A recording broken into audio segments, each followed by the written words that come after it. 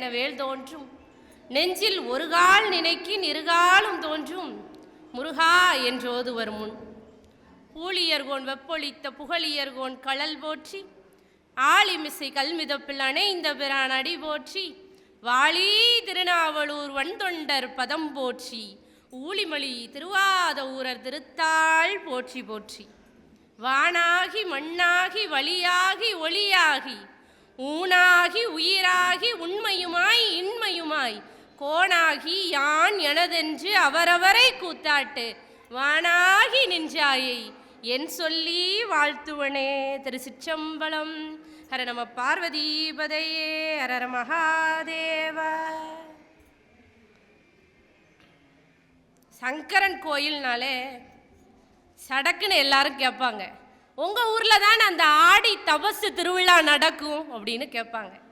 எல்லா ஊர்லேயுமே தபசு நடக்கும், ஆனால் சங்கரன் கோயிலில் ஆடி தபசு அப்படிங்கிறது இன்னும் சிறப்பாக நடக்கும். ஏன்னா அந்த பேருக்கு அந்த ஊருக்கு அடையாளமாக திகழ்கிற இந்த ஆடி தபசு நிகழ்ச்சியில் சின்ன பிள்ளையிலேருந்து 12 நாள் திருவிழாவுக்கும் நைட்டு 10 மணிக்கு அரை தூக்கத்தில் எந்திரிச்சு பாவாடை சட்டை போட்டுக்கிட்டு ரெட்டை சடை பின்னி தலையில் பூ வச்சுக்கிட்டு அப்பா கையை பிடிச்சிக்கிட்டோ அம்மா கையை பிடிச்சிக்கிட்டோ வந்து ஏதோ ஒரு இருட்டுக்குள்ளே அமைதியாக உட்காந்து கடலை வாங்கி தருவாங்க, சேவு வாங்கி தருவாங்க, சீவல் வாங்கி தருவாங்க, தவசு முட்டாய் வாங்கி தருவாங்கன்னு உட்காந்து தின்னுட்டு சாமி பார்த்துட்டு போன பிள்ளை நான்.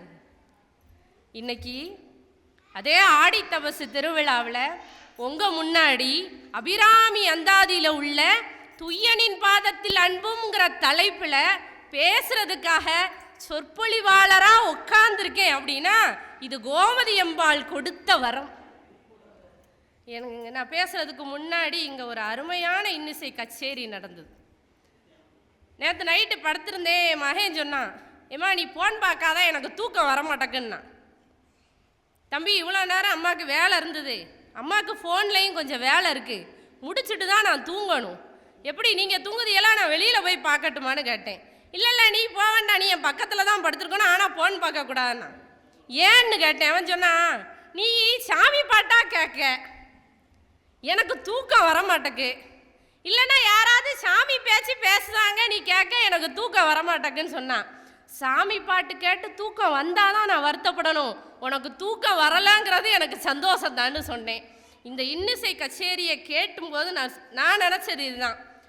இங்கே நிறைய பேர் மேடையில் இருந்தீங்க, நீங்கள் இந்த மேடையில் இல்லைன்னா நான் அந்த மேடையில் இருந்திருக்க மாட்டேன். ஏன் சொல்கிறேன்னா, சின்ன பிள்ளையில அந்த ரத வீதியில் சாமி பார்க்க வரையில் நிறைய பேர் பாட்டு பாடிக்கிட்டே போவாங்க. கையில் ஹார்மோனிய பட்டி கழுத்தில் தொங்க விட்டுட்டு முன்னாடி பொற்றாளம் கையில் வச்சு தட்டிக்கிட்டே பாட்டு பாடிக்கிட்டே போவாங்க. அவங்க ஏதோ பாட்டு பாடுதாங்க, அது என்ன பாட்டுப்பான்னு எங்கள் அப்பா கிட்ட கேட்டேன். ஏதோ பாட்டு பாடுதாங்க, என்ன பாட்டுன்னு கேட்டேன். எங்கள் அப்பா சொன்னாங்க அது தேவார பாட்டுன்னு சொன்னாங்க. தேவாரம்னா தேவார பாட்டு, திருவாசக பாட்டுன்னு சொன்னாங்க. தேவாரம்னா திருவாசகம்னா என்னன்னு கேட்டேன்.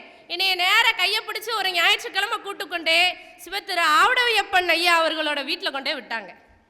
அங்கே உங்களை மாதிரி நிறைய பேர் பெரியவங்க சின்ன பிள்ளைங்க எல்லாம் உட்காந்து பாட்டு பாடினாங்க.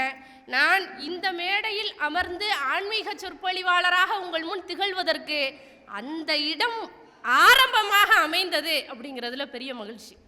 ஏன்னா அப்போ வீடியோ கிடையாது, செல்ஃபோன் கிடையாது, யாரும் பகட்டுக்காகவோ பேருக்காகவோ பாட்டு பாடுறது கிடையாது.